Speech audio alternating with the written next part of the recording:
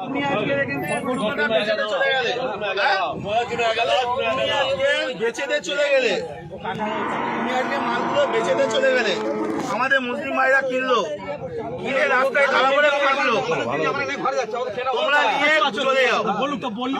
তোমরা কেন, তোমাদের তো মাথা তো, তোমরা কেন বিক্রি করতে তোমাদের মাথা হারে না, তোমাদের মাল কি আমরা কিনে ফাঁসবো? মাথা বেশি দিবে, তোমরা চলে যাও। ভালো কথাই বলছি, হাট এখন বন্ধ হয়, তোমরা চলে যাও। কেউ একটা ভালো কথা বলো, এনাদের কেউ একটা কিন্তু কোনো কথা বলবে না। উপরে বলুক, উপরে বলতে বলো, করে খাই, আমরাও করে খাই।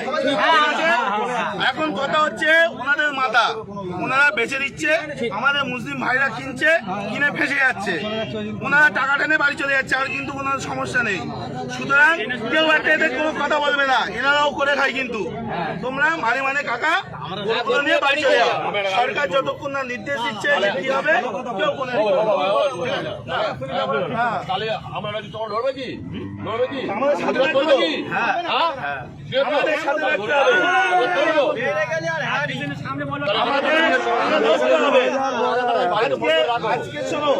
আজকে ভারতবর্ষে এই গরু এক্সপোর্টে ইন্ডিয়ার দ্বিতীয় নম্বরে, আর আমরা আজকে করছি অপরাধ আমরা করে ফেলেছি।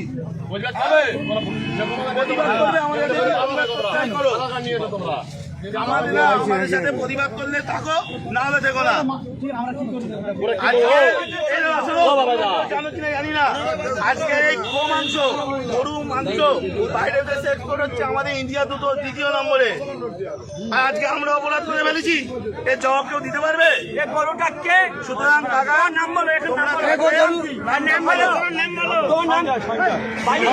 সঞ্জয়